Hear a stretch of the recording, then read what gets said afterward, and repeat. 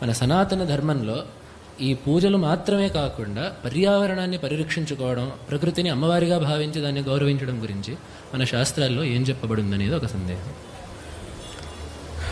అంటే శ్రీ హిందువులు పర్యావరణాన్ని రక్షించడంలో దృష్టి పెట్టరు, కానీ చెట్లని మొక్కల్ని వీటన్నింటినీ పూజిస్తూ ఉంటారు అనేటటువంటి మాట ఇలా ఆక్షేపణ చేసేవాళ్ళు ఉన్నారు.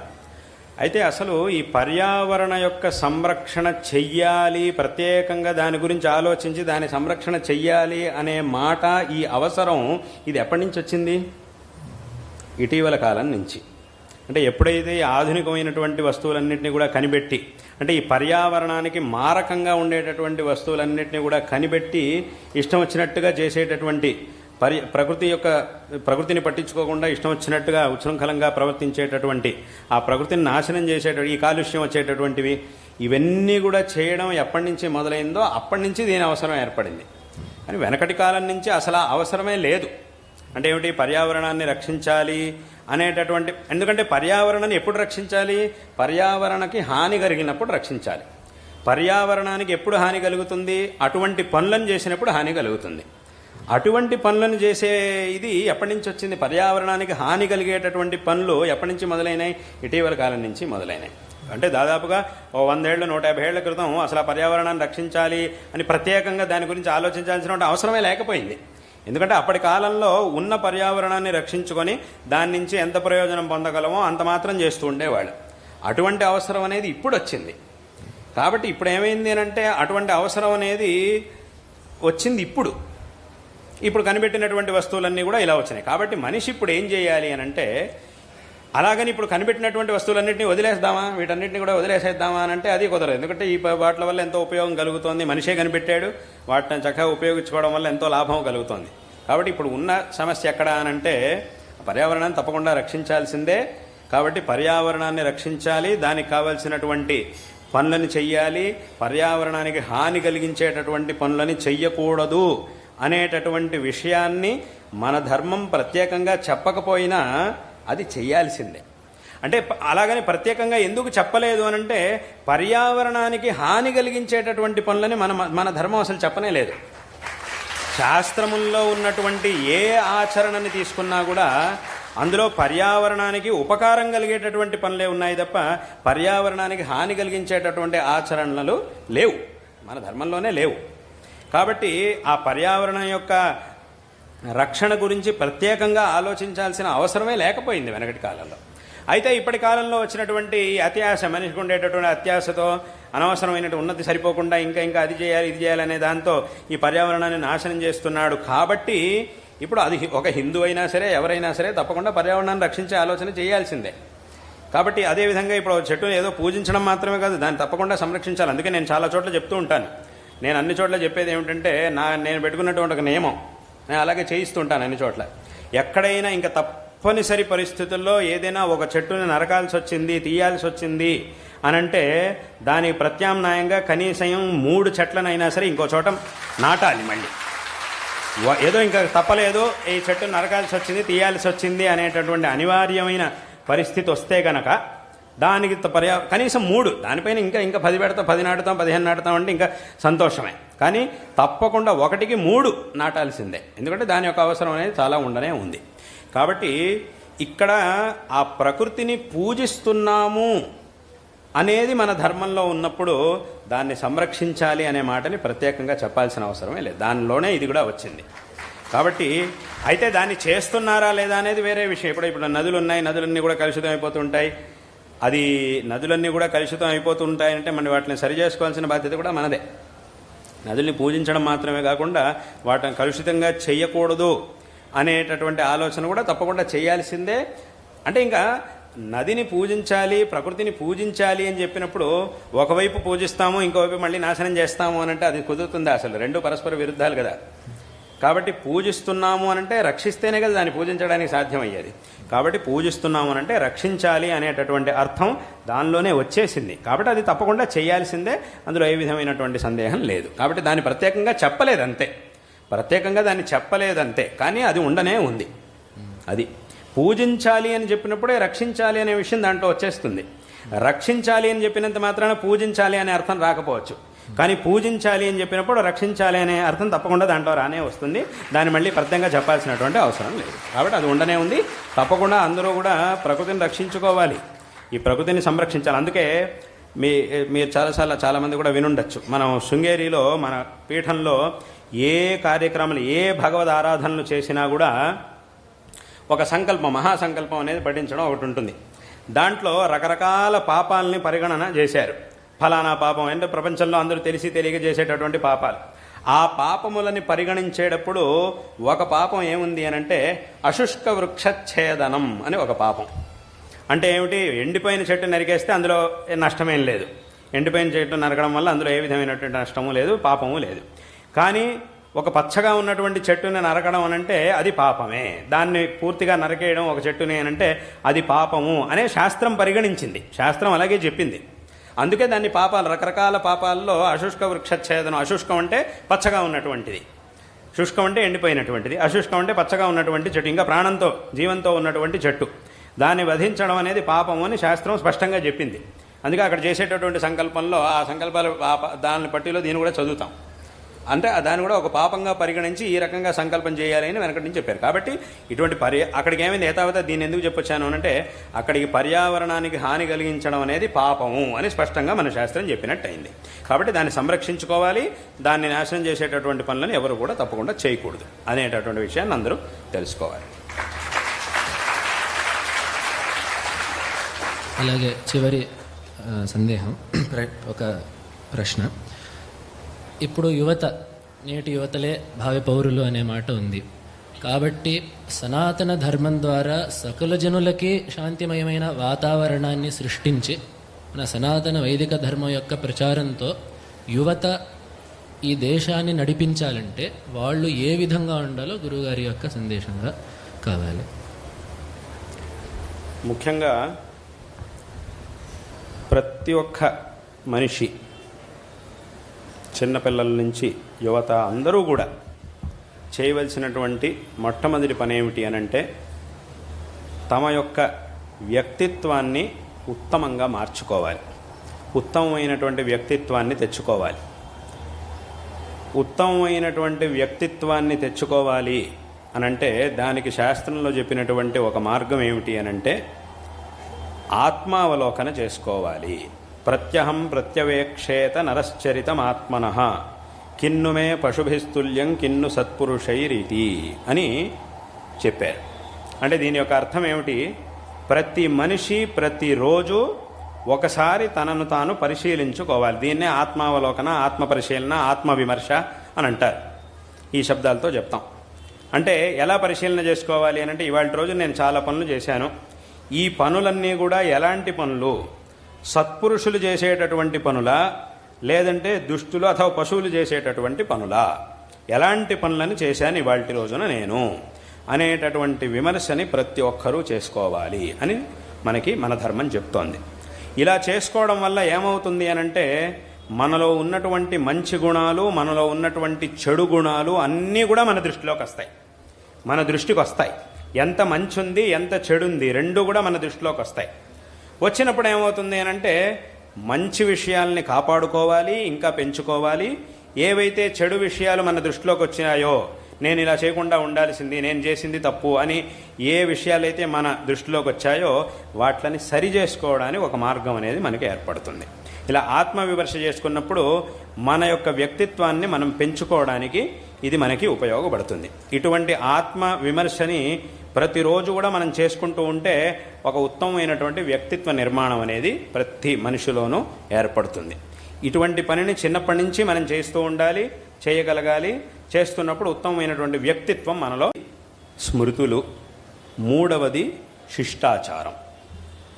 ఈ మూడు ఏ మార్గాన్నైతే మనకి చెప్తున్నాయో, ఏ ఆరాధననైతే చెయ్యమంటున్నాయో వాట్లని మాత్రమే మనం చెయ్యాలి.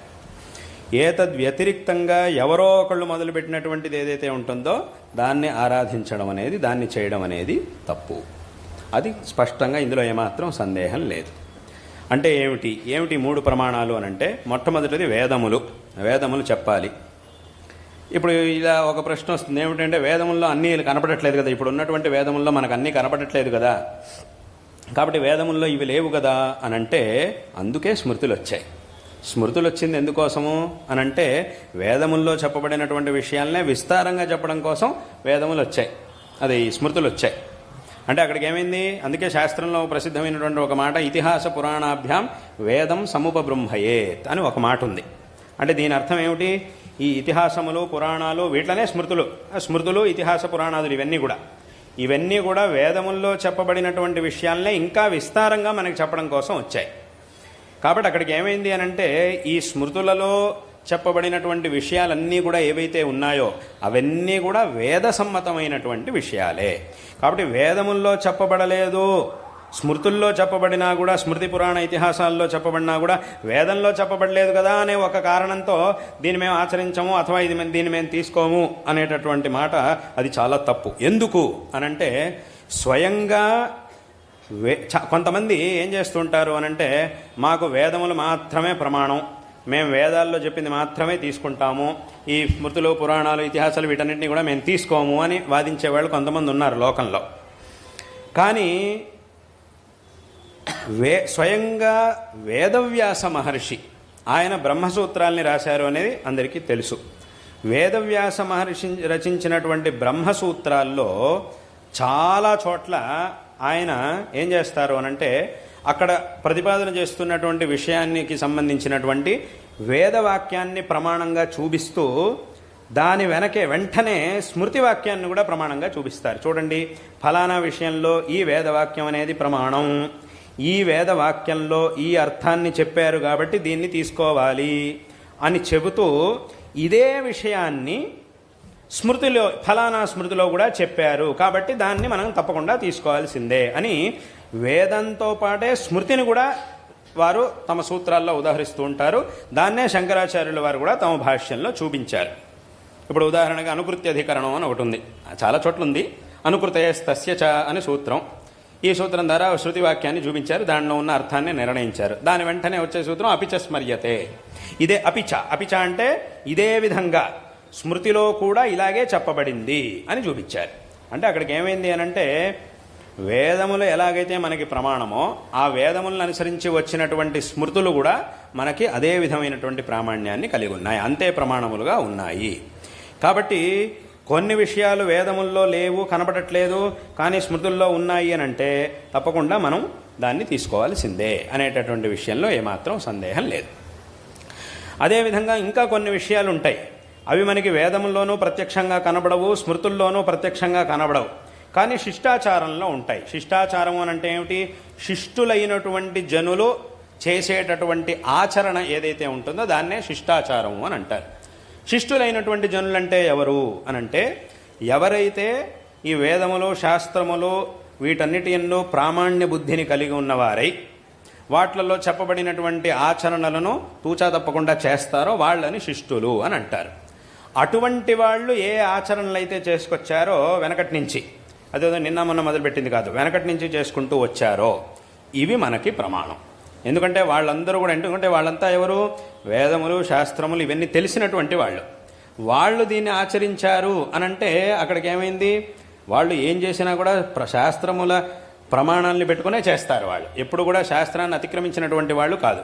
మరి అటువంటి వాళ్ళు దీన్ని చేసుకుంటూ వచ్చారు కాబట్టి అది మనకి నేరుగా గ్రంథాల్లో కనబడకపోయినా కూడా వాళ్ళు చేసుకుంటూ వచ్చారు కాబట్టి దాన్ని ప్రమాణంగా తీసుకొని ఆచరణ చేసే పద్ధతి. కాబట్టి ఈ మూడు, ఏదైనా ఒక ఆచారాన్ని మనం అనుష్ఠించాలి అనంటే ఈ మూడిట్లో ఏదో ఒక ప్రమాణం అనేది ఉండాలి.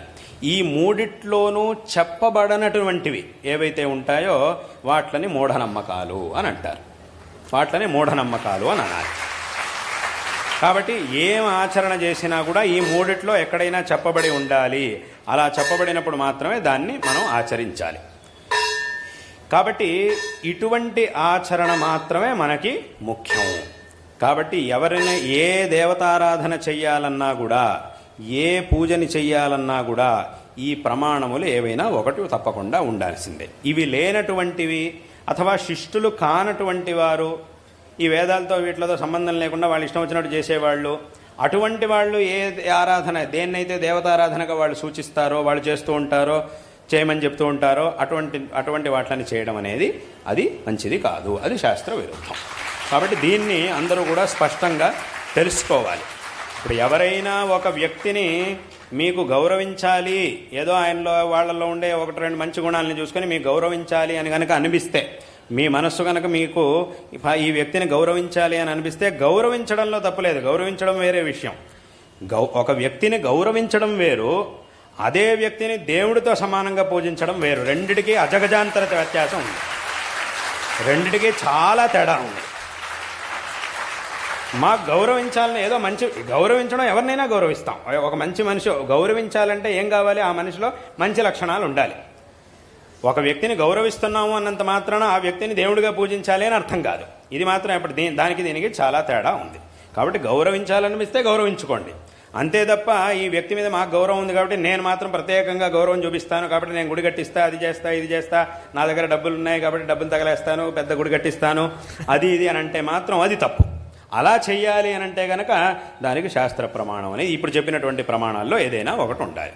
ఈ గౌరవం ఉంటే గౌరవం చూపించుకోవచ్చు, అది వేరే విషయం. అది మనస్సులో ఉండాలి, ఆ గౌరవం వాళ్ళకి మనస్సులో గౌరవం ఉండాలి, అంతే తప్ప దేవుడికి సమానమైనటువంటి స్థానం ఇవ్వడం మాత్రం అది చాలా తప్పు. అలా ఇవ్వాలంటే కనుక ఈ మూడిటి యొక్క అనుమతి, ఈ మూడిటిలో ఏదో ఒక దాని యొక్క అనుమతి తప్పకుండా ఉండాల్సిందే. ఒకటా వేదములు, లేదా స్మృతులు అంటే స్మృతి పురాణాదులు, లేదా శిష్టాచారం, వీట్ల యొక్క సమ్మతి ఉంటే గాని ఆ స్థానాన్ని మనం ఎవరికి ఇవ్వకూడదు అనేటటువంటి విషయాన్ని అందరూ కూడా స్పష్టంగా తెలుసుకోవాలి. ఇది లేనటువంటి సందర్భంలో తప్పకుండా మనం ఆ ఏ వ్యక్తిని కూడా భగవంతుడిగా పూజించడానికి సాధ్యమే లేదు అనేటటువంటి విషయాన్ని అందరూ కూడా తప్పకుండా తెలుసుకోవాలి. ఇది మొట్టమొదటి విషయం. ఇక్కడ ఏదైనా ఒక చెడు గుణం మనలో ఉన్నట్టుగా మన దృష్టికి వచ్చింది అన్నప్పుడు మొట్టమొదట మనం చేయాల్సిన పని ఏమిటో తెలుసా? దాన్ని ఒప్పుకోవాలి. అవును, నిజంగా నాలో ఇటువంటి ఒక చెడ్డ గుణం అనేది ఉన్నది అనే దాన్ని ఒప్పుకోవాలి తప్ప వితండవాదం చేయకూడదు. చాలామంది చేసే తప్పది. ఎందుకంటే దాన్ని ఒప్పుకున్నప్పుడే దాన్ని సరి చేసుకోవడానికి సాధ్యమవుతుంది తప్ప అబ్బాయి ఇది సరికాదు, నేను చేసిందే సరి అని కనుక వితండవాదం చేయడం మొదలెట్టాము అంటే దాన్ని ఎవరూ సరి చేసుకోలేరు. సరి చేసుకోవడం అనేది కుదరదు, ఇంకా మొండిగా తయారవుతాం. ఆ వితండవాదం చేయడం ద్వారా ఆ వితండవాదం అనేది మనిషిని ఇంకా మొండివాడిగా తయారు చేస్తుంది. ఏం చేస్తుంది అంటే అంతకుముందైతే ఏదో తప్పు చేశాడు, కానీ ఇప్పుడు ఈ వితండవాదం చేసి తర్వాత ఎలా తయారవుతాడంటే చేస్తే తప్పే చేయాలి అన్నట్టుగా తయారైపోతాడు మనిషి.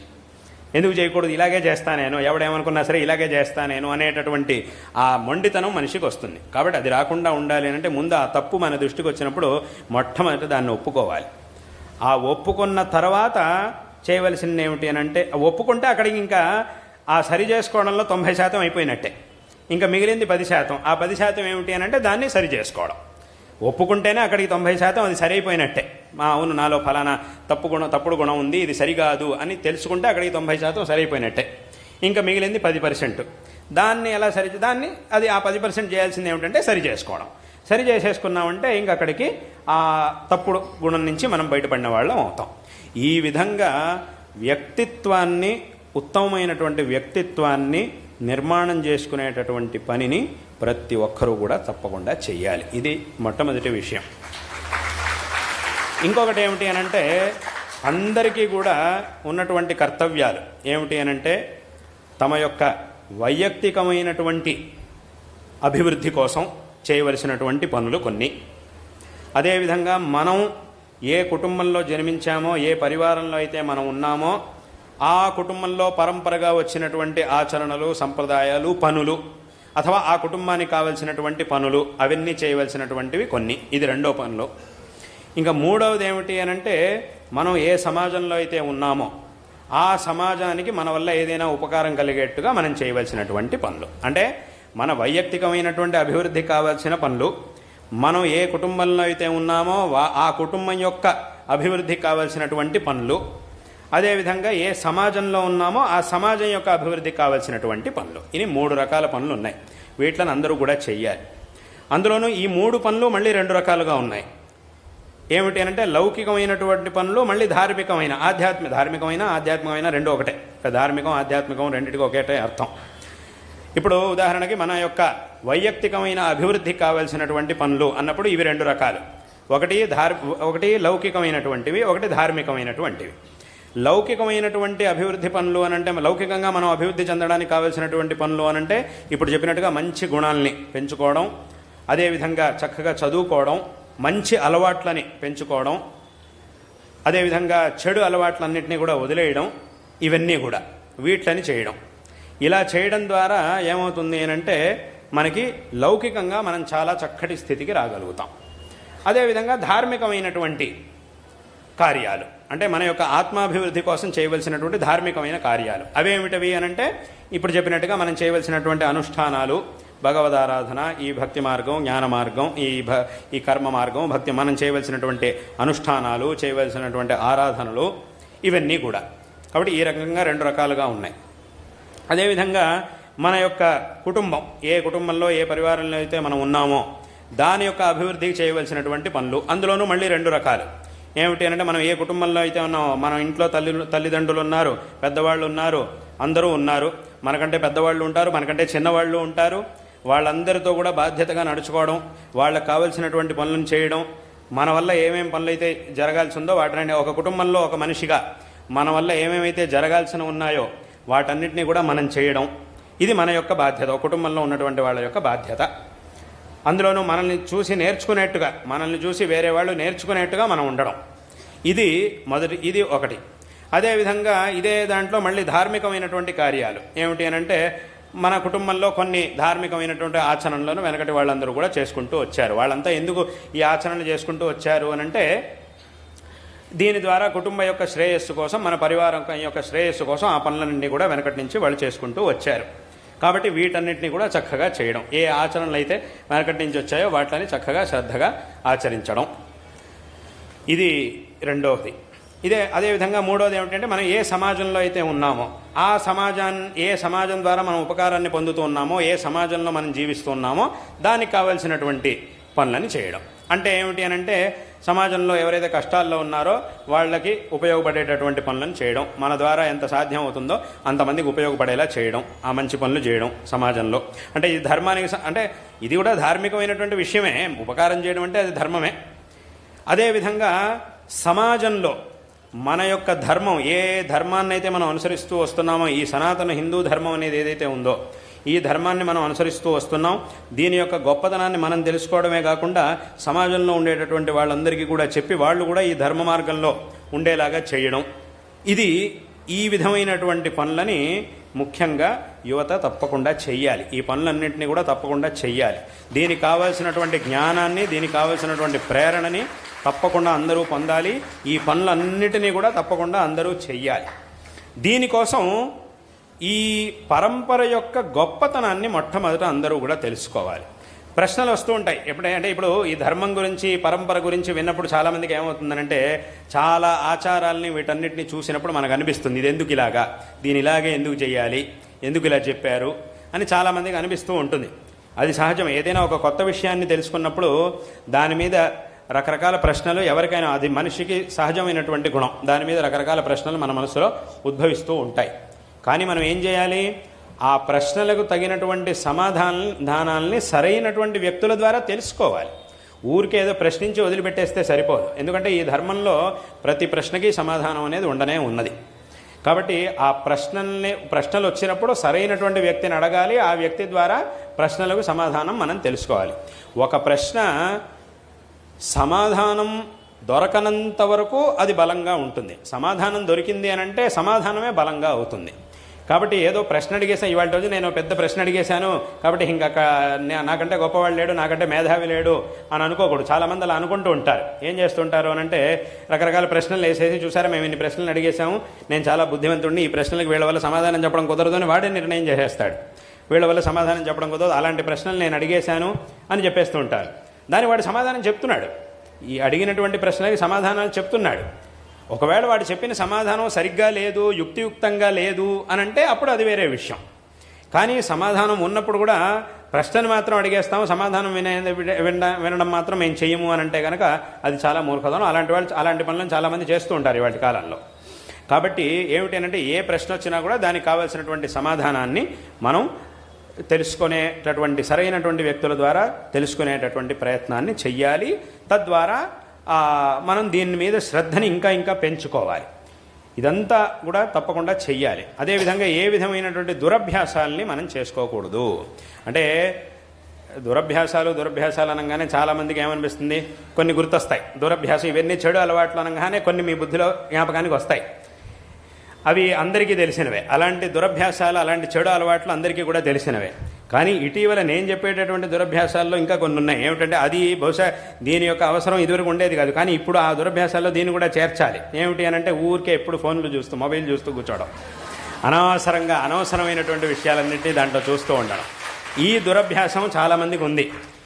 ఇది కూడా చాలా హానికారకంగానే ఉంది. ఎందుకంటే ఇదివరకు ఆ పట్టీలో ఇవి ఉండేవి కావు, కానీ ఇప్పుడు దీన్ని కూడా చేర్చాల్సి వచ్చింది. ఇవి ఆ దురభ్యాసాలు అనగానే కొన్ని గుర్తొస్తాయి. ముఖ్యంగా 4-5 గుర్తొస్తాయి మనకి దురభ్యాసం. ఆ 4-5తో పాటు 5వ దానిగాను అథవా 6వ దానిగాను దీన్ని కూడా చేర్చాలి. ఎందుకంటే ఇది అంత హానికారకంగా ఉంది కాబట్టి. ఇక్కడ ఏమిటి, ఇక్కడ ఎవరిది తప్పు? ఈ వస్తువుని తయారు చేసిన వాడిది తప్పు కాదు, దాన్ని ఉపయోగించేటటువంటి వాడిది తప్పు. ఎందుకంటే ఏ వస్తువైనా కూడా లోకంలో దానికి సదుపయోగం ఉంటుంది, దురుపయోగం ఉంటుంది, రెండూ ఉంటాయి. కానీ సదుపయోగం చేయడం అనేది మన యొక్క కర్తవ్యం. అన్ని వస్తువులు సదుపయోగం, దురుపయోగం అనేది ఈ ప్రపంచంలో ప్రతి ఒక్క వస్తువుకి ఉంటుంది. కానీ సరైనటువంటి వివేకంతో సదుపయోగం చేసుకోవాలి, దురుపయోగాన్ని ఎప్పుడు కూడా చేయకూడదు. కాబట్టి ఈ సాధనాలన్నీ ఏవైతే ఉన్నాయో వీటిలో అవసరం మనిషికి చాలా ఉంది. దానివల్లే ఎన్నో వ్యవహారాలు క్షణాల మీద జరుగుతున్నాయి, ఎన్నో జరుగుతున్నాయి. కాబట్టి దానివల్ల చాలా ఉపయోగం కలుగుతోంది. కానీ ఉపయోగాన్ని పొందాలి తప్ప దురుపయోగాన్ని పొందకూడదు. ఆ దురుపయోగాన్ని కలిగించేటటువంటి పనులని చేయకూడదు. ఈ విషయాన్ని అందరూ కూడా, ముఖ్యంగా యువత చాలా స్పష్టంగా ఈ విషయాల్ని తెలుసుకోవాలి. యువత తెలుసుకోవాలి, పెద్దవాళ్ళు కూడా తెలుసుకోవాల్సిందే. ఎందుకంటే ఆ పెద్దవాళ్ళు కూడా అలవాట్లనే ఉన్నాయి. కాబట్టి అందులోనూ ముఖ్యంగా యువత తప్పు. అంటే పెద్దవాళ్ళు ఏమవుతుందంటే వాళ్ళు పెద్దవాళ్ళు అయ్యారు కాబట్టి వాళ్ళ అనుభవాన్ని పొందినటువంటి వాళ్ళు కాబట్టి దీని ప్రభావం ఎక్కువ వాళ్ళ మీద చూపించదు. వాళ్ళు ఉపయోగించినా కూడా ఎక్కువ దీని ప్రభావం వాళ్ళ మీద ఉండకపోవచ్చు. కానీ ఆ యువత యొక్క మనస్సు ఏదైతే ఉందో, చిన్నపిల్లలు కానీ యువత కానీ, వాళ్ళ మనస్సు అనేది ఏదైతే ఉందో అది ఇంకా ఇంకా ఇంకా ఇంకా వికాసాన్ని చెందవలసినటువంటి మనస్సుది. కాబట్టి అటువంటి ఆ వికాసాన్ని పొందేటటువంటి అవస్థలో గనక దానికి ఏదైనా ఇబ్బంది కలిగింది, విఘాతం కలిగింది అంటే ఇంకా వికాసాన్ని పొందడం అనేది ఆగిపోతుంది. ఇప్పుడు ఒక విత్తనం ఉంది, ఆ విత్తనాన్ని నాటినప్పుడు దాని నుంచి ఒక విత్తనం చక్కగా ఉన్నప్పుడు దాన్ని నాటి నీళ్లు పోస్తే అప్పుడు ఏమవుతుంది, దాని నుంచి అది మొలకెత్తుతుంది, దాని నుంచి మొక్క పెరుగుతుంది, త్వరగా పెద్ద చెట్టు అవుతుంది, మనకి ఫలాన్ని ఇస్తుంది. అదే ఆ విత్తనాన్ని కనుక ఒకసారి మంటల మీద కాల్చి దాన్ని కనుక నాటితే అప్పుడు ఏమవుతుంది, దాని నుంచి అంకురం అనేది పుట్టదు. అది చక్కగా ఉన్నప్పుడు దాని నుంచి ఒకసారి మంటల్లో పడేసి కొంచెం కాలిన తర్వాత మళ్ళీ దాన్ని తీసి ఆ కాలిపోయిన విత్తనాన్ని తెచ్చి నాటామనుకోండి, అప్పుడేముంది, దాని నుంచి అంకురం అనేది పుట్టదు, మొలకెత్తదు అది. ఎందుకంటే అది కాలిపోయింది, అక్కడికి అయిపోయింది దాని పరిస్థితి. అదేవిధంగా అవుతుంది. ఈ చెడు అలవాట్ల వల్ల మన యొక్క బుద్ధికి ఇటువంటి విఘాతం కలుగుతుంది. అక్కడికి ఆ వికాసానికి చాలా పెద్ద ప్రతిబంధకం అనేది ఏర్పడుతుంది. కాబట్టి ఇటువంటి చెడభ్యాసాలని మానేయాలి.